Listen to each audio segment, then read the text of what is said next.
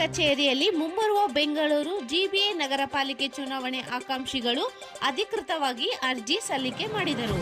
C V Ramanagara ವಿಧಾನಸಭಾ ಕ್ಷೇತ್ರದ ಹೊಯ್ಸಳ ನಗರ ward number 9 Congress ಪಕ್ಷದ ಆಕಾಂಕ್ಷಿ ಎಂ ಗುಣಶೇಖರ್ ಅವರು ಸುದ್ದಿಗಾರರೊಂದಿಗೆ ಮಾತನಾಡಿ, ನಾನು ಸುಮಾರು 25 ವರ್ಷಗಳಿಂದ ಸಾಮಾನ್ಯ ಕಾರ್ಯಕರ್ತನಾಗಿ ದುಡಿದಿದ್ದೇನೆ. ಈ ಬಾರಿ ನಡೆಯುವ ಬೆಂಗಳೂರು ನಗರ ಪಾಲಿಕೆ ಚುನಾವಣೆ ಹೊಯ್ಸಳ ನಗರ ವಾರ್ಡ್ ನಂಬರ್ 9 ಕಾಂಗ್ರೆಸ್ ಪಕ್ಷದ ವರಿಷ್ಠರಿಗೆ ನನಗೆ ಟಿಕೆಟ್ ನೀಡಬೇಕೆಂದು ಮನವಿ ಮಾಡಿಕೊಂಡರು. ಚುನಾವಣೆ ಬಂದಿದೆ, ನೀವು ಅಪ್ಲಿಕೇಶನ್ ಸಂದಾಯ ಮಾಡಿದ್ದೀರಾ. ಇವತ್ತು ಯಾವ ಕ್ಷೇತ್ರದಿಂದ ಅಪ್ಲಿಕೇಶನ್ ಉಮೇದುವಾರಿಕೆ ಸಲ್ಲಿಕೆ ಮಾಡಿದ್ದೀರಾ ಸರ್? ನಮಸ್ಕಾರ ಎಲ್ರಿಗೂ.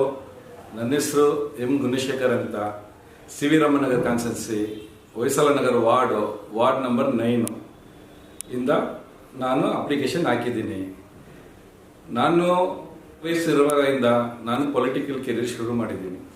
ನಮ್ಮದು ಸಿವಿ ರಾಮನಗರಕ್ಕೆ ಮುಂಚೆ ಭಾರತಿ ನಗರ ಕಾನ್ಸ್ಟಿಟ್ಯೂನ್ಸಿ ಇತ್ತು. ಆವಾಗ ಜಾರ್ಜ್ ಸರ್ ಎಲೆಕ್ಷನ್ ಮಾಡಿದ್ರು. ಆವಾಗಿಂದ ಇವಾಗ ತನಕ ಕಾಂಗ್ರೆಸ್ ದುಡ್ಕೊಂಡು ಬಂದಿದ್ದೀವಿ. MLA ಎಲೆಕ್ಷನ್ ಅಟೆಂಡ್ ಮಾಡಿದ್ದೀವಿ. ಎಷ್ಟು ಜನ MLA ಇದ್ದಾರೋ ಅವ್ರಿಗೆ ಏನು ಸಪೋರ್ಟ್ ಮಾಡಬೇಕು ಎಲ್ಲ ಮಾಡ್ಕೊಂಡು ಬಂದಿದ್ದೀವಿ. MP ಎಲೆಕ್ಷನ್, ಅಸೆಂಬ್ಲಿ ಎಲೆಕ್ಷನ್ಗೂ ನಾವು ಮಾಡಿದ್ದೀವಿ. ಎಲ್ಲರೂ ಕಾರ್ಪೊರೇಟರ್ ಯಾರು ಇದ್ದಾರೋ ಅವ್ರಿಗೂ ಮಾಡಿದ್ದೀವಿ. 34 ವರ್ಷದಿಂದ ಎಜುಕೇಷನ್ನು, ಸೋಷಿಯಲ್ ವರ್ಕು, ಪಬ್ಲಿಕ್ ವರ್ಕು ಏನೇ ನಮ್ಮ ಹತ್ರ ಬಂದರೆ caste certificate, S certificate, government scheme, ಜನರಿಗೆ ಏನು ಮಾಡಬೇಕು 34 ವರ್ಷದಿಂದ ಎರಡು ಮಾಡ್ಕೊಂಡು ಬಂದಿದ್ದೀನಿ ಸರ್.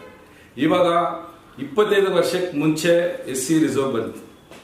ಇವಾಗ ಆ ಕ್ಯಾಟಗರಿ ಬಂದಿದೆ. ನಮ್ಗೆ ಒಳ್ಳೆ ಅವಕಾಶ ಸಿಕ್ಕಿದೆ.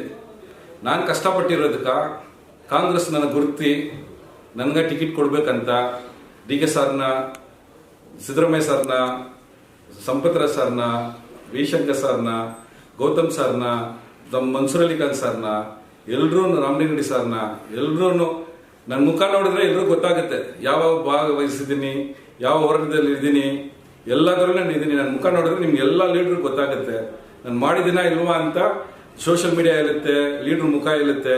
ನನ್ನ ಗುರುಸಿ ನನ್ನ ಟಿಕೆಟ್ ಕೊಟ್ಟರೆ 100ಕ್ಕೆ 100 ನಾನು ವಿನ್ ಮಾಡ್ಕೊಂಡು ಬರ್ತೀನಿ ಸರ್. ಇವತ್ತು ಗೆದ್ರೆ ಏನು ಮಾಡಬೇಕು ಅಂತ ಇದ್ದೀರಾ ಸರ್? ಅಲ್ಲಿ ಸಮಸ್ಯೆ ಏನು ಬಗೆಹರಿಸಬೇಕು ಅಂತ ಇದ್ದೀರಾ ಸರ್? ಹೊಯ್ಸಳ ನಗರಲ್ಲಿ 7 ವರ್ಷದಿಂದ BBMP ಇಲ್ಲ.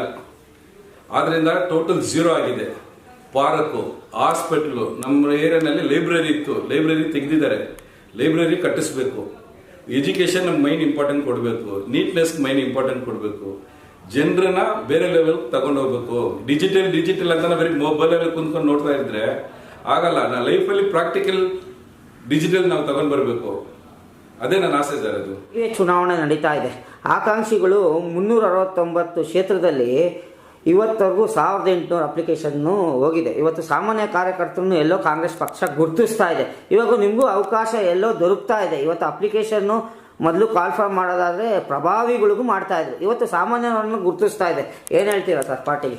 ಸರ್, ಪಾರ್ಟಿಗೆ ಏನು ಹೇಳ್ತೀನಿ ಅಂದರೆ, BJP ಗೌರ್ಮೆಂಟ್ ಇರುವಾಗ ಯಾರು ಹೋರಾಟ ಮಾಡಿದ್ದಾರೆ, ಯಾರು ಅರೆಸ್ಟ್ ಆಗಿದ್ದಾರೆ, ಕೋವಿಡ್ ಟೈಮಲ್ಲಿ ಯಾರು ಊಟ ಕೊಟ್ಟಿದ್ದಾರೆ, ಕೋವಿಡ್ ಟೈಮಲ್ಲಿ ಪ್ರಾಣನ ಇಟ್ಟು ಯಾರು ಹೊರಗಡೆ ಬಂದಿದ್ದಾರೆ, ಅದೆಲ್ಲ ನೋಡಿಕೊಂಡು ಟಿಕೆಟ್ ಕೊಡ್ಬೇಕಂತ ಕೇಳ್ತಾ ಇದ್ದೀನಿ. ನಾನು ಕೋವಿಡ್ ಟೈಮಲ್ಲಿ ಸಂಪತ್ ಸರ್ ಜೊತೆ ಸೇರ್ಕೊಂಡು ಫುಲ್ ಎಲ್ರಿಗೂ ಊಟ ಕೊಟ್ಟಿದ್ದೀವಿ. ಊಟ ಕೊಟ್ಬಿಟ್ಟು ನನಗೆ ಕೋವಿಡ್ ಬಂದು ನಾನು ಸೀರಿಯಸ್ ಕಂಡೀಷನಲ್ಲಿ ICUನಲ್ಲಿ ಅಡ್ಮಿಟ್ ಆಗಿ ಪ್ರಾಣ ಕೊಟ್ಬಿಟ್ಟು ಹೊರಗಡೆ ಬಂದಿದ್ದೀನಿ. ನಾವು ದುಡ್ಡುಗೋಸ್ಕರ ಆಸೆ ಪಡಲ್ಲ, ಜನರಿಗೆ ಏನಾದ್ರು ಮಾಡ್ಬೇಕಂತ ಮಾಡ್ತಾ ಇದ್ದೀವಿ. ಪ್ರಾಣನ ಇಟ್ಟುಬಿಟ್ಟು ಬಂದಿದ್ದೀನಿ. ಕಾರ್ಯಕರ್ತರನ್ನು ಗುರುತಿಸ್ತಾ ಇದ್ದಾರಲ್ಲ ಸರ್ ಪಾರ್ಟಿ? ಗುರುತಿಸ್ತಾ ಇದ್ದಾರೆ ಸರ್. ಅದಕ್ಕೆ ಸರ್ ಕಾಂಗ್ರೆಸ್ನ ಬಿಟ್ಟರೆ ಯಾರು ಹೋಗಲ್ಲ. ಬೇರೆ ಕಡೆಲ್ಲ ಈ ಥರ ಅವಕಾಶ ಸಿಕ್ಕಲ್ಲ. ನಮ್ಮ ಪಬ್ಲಿಕ್ ಯಾರು ಕೆಲಸ ಮಾಡ್ತಾ ಇದ್ದಾರೋ ಅವ್ರಿಗೆ ಅವಕಾಶ ಕೊಟ್ಟು ಈ ಥರ ಸೆಲೆಕ್ಷನ್ ಮಾಡ್ತಾ ಇದ್ದಾರೆ. ಅದನ್ನು ತುಂಬ ಖುಷಿ.